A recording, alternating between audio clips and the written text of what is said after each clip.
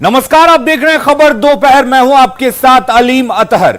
नमस्कार, मैं हूं आपके साथ विभा उपाध्याय और खबर दोपहर की शुरुआत इस वक्त की बड़ी खबर के साथ। खबर चक्रधरपुर से, जहां पर पुलिस और नक्सलियों के बीच मुठभेड़ हुई है, जिसमें एक जवान जख्मी हुआ है, जिसे प्राथमिक उपचार के लिए फिलहाल रांची लाया जा रहा है। इस वक्त ये बड़ी खबर, जहां पर नक्सलियों और पुलिस के बीच चक्रधरपुर से ये बड़ी खबर, मुठभेड़ हुई है। कोबरा बटालियन का एक जवान इस दौरान घायल होगा।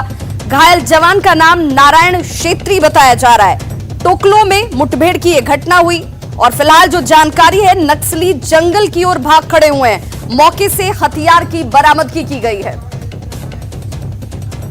और सहयोगी ओम प्रकाश हमारे साथ इस वक्त ज्यादा जानकारी के साथ वो लाइन पर जुड़ गए। ओम प्रकाश, क्या जानकारी है? घायल जवान की स्थिति कैसी है और फिलहाल नक्सलियों को पकड़ने के लिए क्या अभियान चलाया जा रहा है? जी विभा, जिस तरह से ये पूरा घटना आज सुबह जब सुरक्षा बलों के द्वारा सर्च अभियान चलाया जा रहा था, उसी दरमियान नक्सलियों द्वारा फायरिंग की गई और जिसमें एक जवान घायल हो गया है। घायल को यहाँ पर मेडिकल अस्पताल लाया गया है। फिलहाल जवान की स्थिति खतरे से बाहर बताई जा रही है और यहाँ पर चिकित्सकों द्वारा इलाज किया जा रहा है। मौके पर सीआरपीएफ के डीआईजी और मेडिकल डीआईजी और रांची के वरीय पुलिस अधिकारी भी यहाँ पर पहुंचे हुए हैं। फिलहाल मेडिका में चिकित्सकों की देखरेख में जवानों का इलाज चल रहा है। वहीं अगर चक्रधरपुर की बात की जाए तो फिलहाल वहां भी सर्च अभियान चलाया जा रहा है और कई सामान जो हैं वो बरामद किए गए हैं। नक्सलियों के घरेलू सामान के साथ कुछ असलहे भी बरामद हुए हैं। फिलहाल पुलिस और सुरक्षा बलों की टीम जो है वो इलाके में वहां भी सर्च अभियान चला रही है और फिलहाल पूरी इलाके में जो है वो नाकेबंदी चारों तरफ से की जा रही है ताकि नक्सली किसी तरह से गिरफ्तार में आ सके। क्या किसी नक्सली को भी गिरफ्तार किया जा सका है?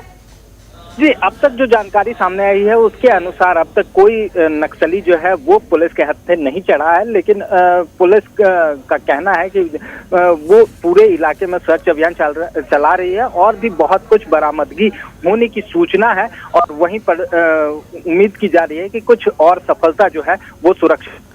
चलिए, बहुत बहुत शुक्रिया ओम प्रकाश इस तमाम जानकारी के लिए।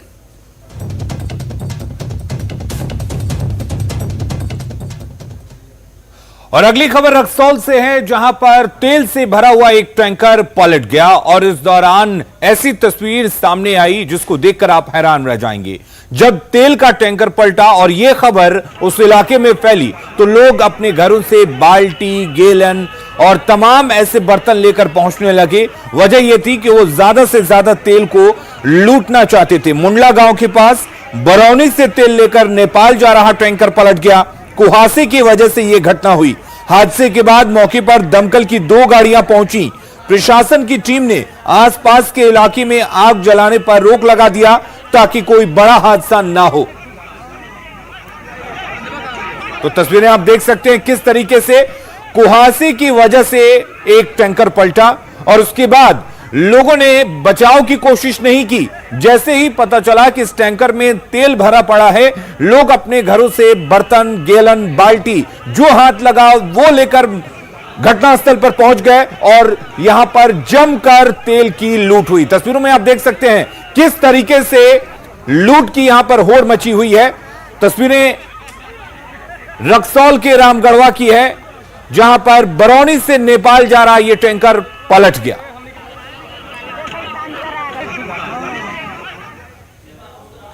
और खबर मोतिहारी से, जहां पर मोतिहारी कोर्ट के फैसले के बाद शराब कारोबारियों में हड़कंप मचा हुआ है और क्यों हड़कंप है वो भी हम आपको बताते चले। शराब को घर में रखने के बाबत मोतिहारी कोर्ट की तरफ से घर की नीलामी को लेकर एक बड़ा फैसला आया, जिनमें 2 लोगों के घरों की नीलामी को लेकर कोर्ट ने आदेश दिए। तस्वीरें देखिए आपके सामने, घरों के तहखाने में शराब की बरामदगी की गई थी। बंजरिया गांव के कारोबारी हैं मिंटू शाह और बिट्टू कुमार, इनके घर को नीलाम किया जाएगा। कोर्ट ने ये जैसे ही फैसला सुनाया उसके बाद हड़कंप शराब कारोबारियों में मच जाता है। तहखाने में शराब को छिपाकर रखा गया था। फरवरी 2017 की घटना, जहां पर भारी मात्रा में विदेशी शराब की बरामदगी हुई थी और अब इसे लेकर मोतिहारी कोर्ट का एक बड़ा फैसला शराबबंदी के बाद घरों को नीलाम करने के फैसले के तौर पर सामने इस वक्त। उत्पाद मद्य निषेध अधिनियम के तहत जहाँ सामान जब्त होते हैं वो घर को नीलाम करने का प्रावधान है, जिस कारण थानाध्यक्ष पुलिस अधीक्षक के माध्यम से जमीन का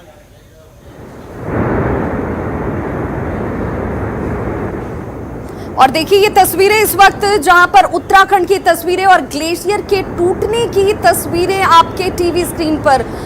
ये अपने आप में जो तस्वीर है वो खुद कई सवालों को भी जन्म दे रही है। अलीम, जो तस्वीर है ये उत्तराखंड से सामने आई है और ग्लेशियर कैसे टूट रहा है और पर्यावरण को लेकर लगातार चिंता जाहिर की जाती है और उसी की एक बानगी यहाँ पर भी नजर आ रही है।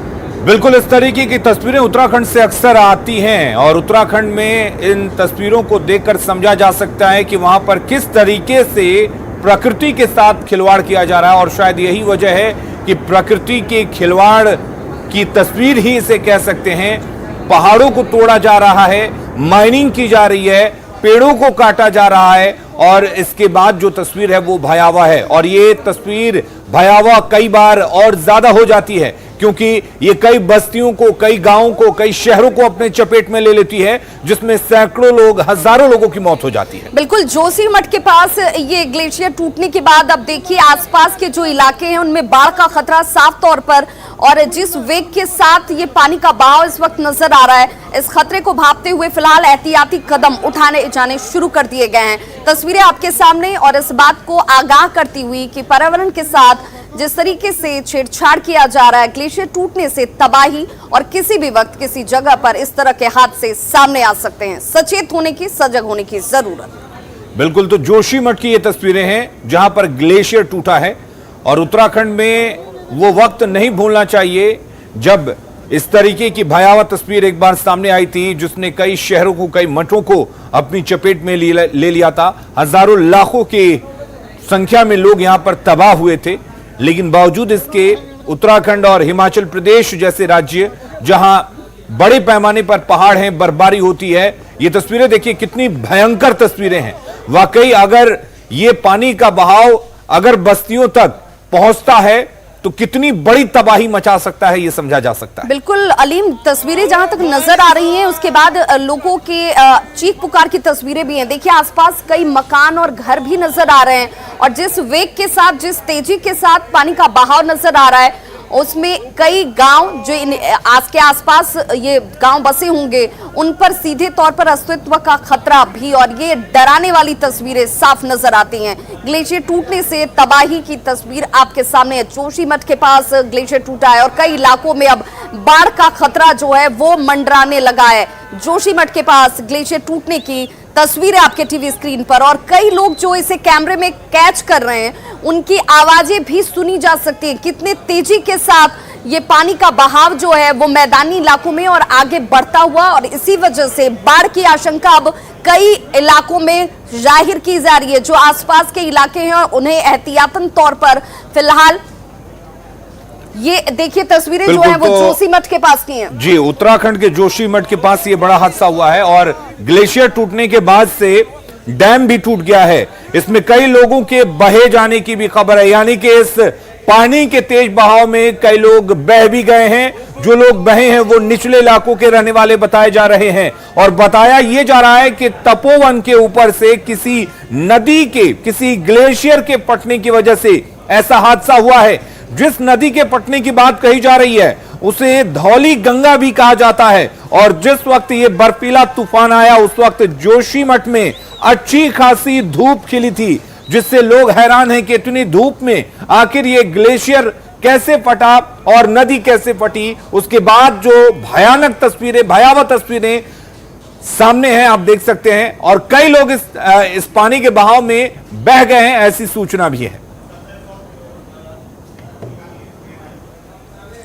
और चलिए अगली खबर जो है वो सीतामढ़ी जिले से है, जहां पर अपने भवन का इंतजार जो है वो कई वर्षों से किया जा रहा है। तकरीबन 40 वर्ष हो गए जब अपने भवन को लेकर के जद्दोजहद लोगों के सामने इस वक्त है, और जो लोग अपने काम को कराने के लिए पहुंचते हैं उन्हें इंतजार करना पड़ता है, और वो भी कार्यालय नहीं होने की वजह से किसान भवन में अंचल कार्यालय ट्राइसिम भवन में किसी तरह से 2 कमरों में संचालित किया जा रहा है, और जरूरतमंद लोगों के साथ जो कर्मचारी यहाँ पर हैं वो भारी परेशानियों का सामना करते हैं। तस्वीरें आपके सामने सीतामढ़ी और बिहार के विकास की कहानी किस तरह से बयां कर रही है आप आसानी से और सहजता से समझ सकते हैं, क्योंकि परसौनी प्रखंड कार्यालय और अंचल कार्यालय 40 सालों से अपने भवन के इंतजार में है। सीतामढ़ी जिले का परसौनी प्रखंड कार्यालय की यह तस्वीर आपको दिखलाना चाहते हैं। यह प्रखंड कार्यालय काफी अनोखा है। जिस समय से जिले का निर्माण हुआ है तब से यह 2 कमरों में प्रखंड कार्यालय किसी तरीके से चलाया जा रहा है। काफी बुनियादी सहूलियतों का यहाँ पर कमी है। किसान भवन है, किसान भवन में पिछले लंबे अरसे से यह प्रखंड कार्यालय चल रहा है और यहाँ पर अधिकारी किसी तरीके से अपने कार्यों का संपादन करते हैं और यहाँ आम लोग भी आते हैं तो उनको काफी परेशानियों का सामना करना पड़ता है। 2 कमरे में चल रहा है प्रखंड कार्यालय और प्रखंड कार्यालय को अपना भवन नहीं है। उधार के भवन में पिछले लंबे अरसे से यह प्रखंड कार्यालय चल रहा है। सीतामढ़ी का एक पिछड़ा प्रखंड के रूप में परसौनी प्रखंड का स्थान है और यहाँ प्रखंड कार्यालय का अपना भवन नहीं है, जिसके चलते काफी परेशानियों का सामना करना पड़ता है। आप तस्वीर देख सकते हैं किस तरीके से 2 कमरों में किस तरीके से प्रखंड कार्यालय को संचालित किया जा रहा है। काम काफी प्रभावित हो रहा है, संसाधनों की कमी है। किसी तरीके से यहाँ के जो कर्मी है, अधिकारी है, वो यहाँ पर काम करते हैं और जो रोजमर्रा के काम को लेकर यहाँ आदमी आते हैं, जो काम को लेकर जो लोग आते हैं, जरूरतमंद जो आते हैं, उनको भी काफी परेशानियों का सामना करना पड़ता है क्योंकि यहाँ न बैठने की सुविधा है और न ही दूसरे संसाधन है। हमारे साथ कुछ लोग हैं, उनसे बात करते हैं। कितनी परेशानी होती है प्रखंड कार्यालय को अपना? बहुत परेशानी होती है। क्या होना चाहिए यहाँ पर? यहाँ पर और जगह मिलना चाहिए, बनना चाहिए और अच्छी तरह से। अब क्या, कितने दिनों से देख रहे हैं तस्वीर? ये तो बहुत दिनों से देख रहे हैं। बहुत दिनों से अपना भवन नहीं है? नहीं, पंचायत भवन है। आप बताइए क्या क्या? यही पंचायत भवन में चल रहा है कार्रवाई। अपना प्रखंड होना चाहिए, अपना जगह होना चाहिए ताकि लोगों को सुविधा हो, काम धंधा में सुविधा हो। और क्या आप लोगों को क्या परेशानी होती है? बहुत जगह कम है तो दिक्कत होगा ही, जगह नहीं रहने का दिक्कत नहीं है। 20 आदमी आ जाता है बस उसी में भर जाता है। बस आज जैसे नॉमिनेशन है फर्स्ट चुनाव का, देखिए 2 पंचायत का हो रहा है, उसी में इतना भीड़ है। अगर 7 पंचायत का ही ब्लॉक है, अगर रहता तो जगह होना चाहिए। तो क्या होना चाहिए यहाँ पर? यहाँ अलग से एक व्यवस्था होना चाहिए, अलग से एक प्रखंड बनना चाहिए, जगह मिलना चाहिए। तो आपने देखा यहाँ के जो स्थानीय लोग हैं उनका भी कहना है कि जो प्रखंड कार्यालय है उसको अपना भवन होना चाहिए और भवन होगा तभी आम लोगों को सुविधा हासिल होगी। काफी तादाद में यहाँ लोग जमा नहीं हो पाते हैं, चुनाव के समय स्थिति ज्यादा खराब हो जाती है और सबसे दुर्भाग्य की बात है कि जमीन नहीं अधिग्रहण होने के कारण अब तक प्रखंड कार्यालय के भवन का निर्माण नहीं हो पा रहा है और यही हालत है कि अब प्रखंड कार्यालय पिछले लंबे अरसे से 2 भवनों के सहारे किसी तरीके से चल रहा है। राकेश रंजन, न्यूज 18, सीतामढ़ी। और बिहार के रेलवे स्टेशन परिसर और उसके आसपास के जो इलाके हैं उनमें कैसे पर्यावरण को सही रखा जा सके, कैसे वहां पर प्रदूषण को नियंत्रण में रखा जाए, इसको लेकर कई कदम उठाए जा रहे हैं। एनजीटी की तरफ से कई ऐसे कदम उठाए गए हैं जिसको लेकर असर भी दिखना अब शुरू हो चुका है। आपको बता दें कि जमुई में शुरुआती स्तर पर निर्देश का पालन शुरू हो गया है। स्टेशन परिसर का जायजा लिया है सहयोगी केसी कुंदन ने। पर्यावरण संतुलन और प्रदूषण नियंत्रण के लिए नेशनल ग्रीन ट्रिब्यूनल एनजीटी ने निर्देश दिया है कि रेलवे स्टेशनों पर जो साफ सफाई पर ध्यान दिया जाएगा। लेकिन जमुई स्टेशन की अगर हकीकत की बात करें तो जमुई स्टेशन का जो प्लेटफॉर्म है वहां पर तो साफ सफाई दिख रहा है, लेकिन स्टेशन के बाहर परिसर में अगर देखा जाए, जो स्टेशन का परिसर है वहां का हालात ऐसा है। प्लास्टिक जिसका उपयोग न करने की बात कही गई है और वैसे में जो सबसे ज़्यादा नुकसानदायक होता है जो प्रदूषण के लिए, पर्यावरण के लिए, चाहे जो भी हो, ऐसे में लेकिन देख सकते हैं कि यहाँ पर हकीकत क्या है। अमूमन जमुई स्टेशन परिसर के बाहर, मतलब यूँ कहिए कि स्टेशन परिसर में जो प्लेटफॉर्म का बाहरी हिस्सा है वहाँ पर इस तरह की गंदगी साफ तौर पर दिख रही है और अगर इकट्ठा भी किया गया है तो हटाया नहीं गया है और बीते ये कई दिनों का यही हालात रहेगा। हालांकि स्टेशन परिसर के अंदर जो प्लेटफॉर्म है वहाँ पर साफ सफाई होते दिख रहा, वहाँ पर सफाई कर्मी कचरा को उठाते देखे, लेकिन ऐसा बाहर नहीं हो रहा है। यहाँ पर यात्री कुछ है, उनसे पूछेंगे। अच्छा बताइए, पर्यावरण संतुलन के लिए जो एनजीटी ने दिया है निर्देश, उसका पालन यहाँ होना है, क्या नुकसान होगा? बहुत अच्छे तरह से तो पालन यहाँ नहीं हो पा रहा है। इससे पर्यावरण को बहुत ज्यादा नुकसान है। आने जाने वाले यात्रियों को सही से खड़ा होने की जिम्मेदारी किसकी है? जिम्मेदारी किसकी है? ये रेलवे विभाग की है और लोगों की जिम्मेदारी नहीं है जो यात्री हैं? बिल्कुल है, उनको जानकारी देना चाहिए विभाग को इसके बारे में। बहुत अच्छे तरह से साफ सफाई रखना, जैसा कि ये है कि जिम्मेदारी सबकी है और हम ये भी एक यात्री ये है। अच्छा भाई साहब, एक बात बताइए, जो स्टेशन परिसर के बाहर ये गंदगी वगैरह रहता है, डस्टबिन रहता है, उसका उपयोग वो लोग नहीं करते हैं।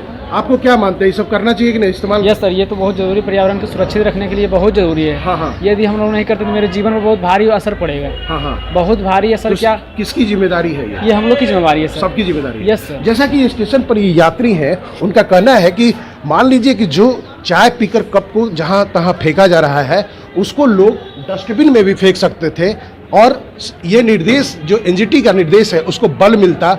रेलवे तो काम कर रहा है, सरकार काम कर रही है, लेकिन लोगों का भी काम है कि वो भी पर्यावरण को लेकर चिंतित हो। केसी कुंदन, न्यूज़ 18 जमुई।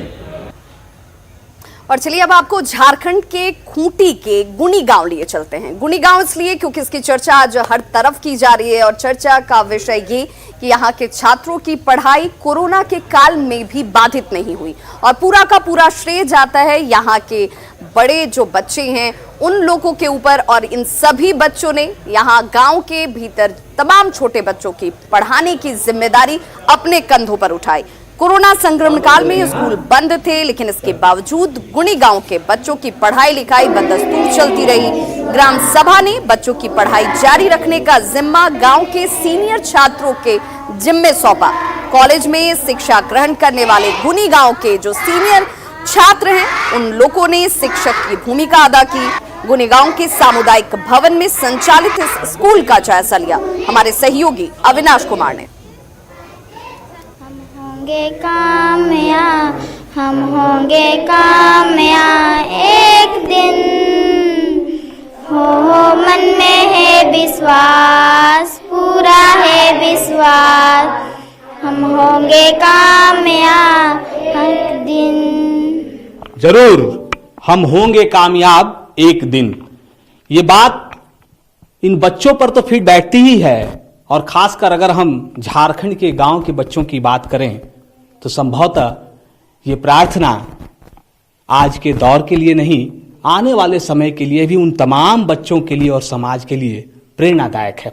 हम एक ऐसे स्कूल में हैं, अभी आप कहेंगे कि झारखंड में कोरोना काल के बाद से कोई स्कूल खुल नहीं रही है, स्कूल पर ताला बंद है, ताला लटका हुआ है, फिर हम इन बच्चों के बीच कैसे आ गए? आपको जानकर हैरानी होगी कि झारखंड के कुछ ऐसे गांव हैं, और जिस गांव में इस वक्त हम हैं उस गांव का नाम है गुनी। आपको पता है गुनी अगर मैं कह रहा हूं तो गुनी का मतलब क्या होता है, अलग है, इसलिए तो ये बच्चे यहां हैं। कुछ युवा हैं जिन्होंने ये सोचा कि अगर लॉकडाउन के दौरान से स्कूल बंद ही रह जाएंगे तो इन बच्चों का भविष्य क्या होगा, इसलिए गांव के सीनियर जो बच्चे हैं उन्होंने ये बीड़ा उठाया है कि गांव के बच्चों को पढ़ाना है। क्या हम सही कह रहे हैं? लॉकडाउन के कारण पूरा स्कूल बंद हो चुका था। बंद होने के बाद गांव वालों ने डिसीजन लिया कि बच्चा लोग का जो शिक्षा लेने का जो स्थिति था बहुत ही खराब हो चुका था। सारा चीज मतलब सब बच्चा सब भूल चुके थे। तो गांव वालों ने डिसीजन लिया कि नहीं, कॉलेज करने वाले जो बच्चे हैं वो छोटे बच्चे लोग को पढ़ाएं बोल के। फिर हम लोग कुछ अपने से खड़ा हुए पढ़ाने के लिए, कुछ हम लोग गांव के भाई दादा दीदी लोगों ने कुछ बच्चे लोग को पढ़ाने के लिए चुने। फिर हम लोग भी आगे आए। आगे आने के बाद कुछ घर हम लोग के पास था जो टूटा फूटा हुआ था, तो उसको पहले हम लोग कुछ बच्चा लोग को मिट्टी उट्टी लेके हम लोग रिपेयरिंग करवाए। रिपेयरिंग करने के बाद साफ सफाई आजू बाजू करवाए। फिर अलग अलग डिपार्टमेंट सब बच्चा को 0 क्लास से लेके 1 क्लास तक, फिर 2 क्लास से लेके 5 क्लास तक अलग अलग डिपार्टमेंट हम लोग बांट दिए। उसके बाद हम लोग भी टीचर भी अलग अलग हम लोग बढ़ चुके। उसके बाद हम लोग इन लोग को पढ़ाने शुरू किए। सुबह में 7 बजे से क्लास होता है 9 बजे तक।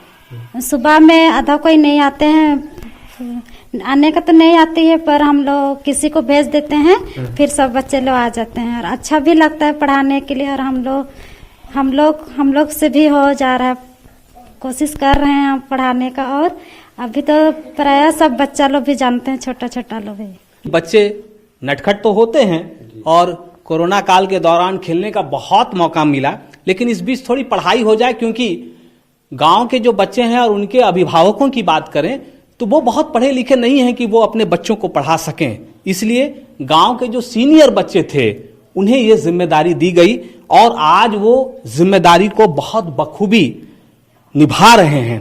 मन लग रहा है पढ़ाई में? जी। कितने बजे आती हो? रोज कितने बजे आती हो? क्या पढ़ती हो? 6 बजे। आ जाती हो? और रोज पढ़ाई भी करती हो? तुम्हारा क्या नाम है? अनीता संगा। अनीता, कुछ बताओ वहाँ क्या लिखा हुआ है बोर्ड पर? बोर्ड पर क्या लिखा हुआ है? जोड़। जोड़ कितना लिखा हुआ है? 5 2। 5 और प्लस 2 जोड़ 2 कितना होता है? 5 7। 7। देखिए, ये ग्रामीण बच्चे हैं, मैंने पहले ही कहा, और ग्रामीण बच्चे ही नहीं हैं, आदिवासी बच्चे हैं।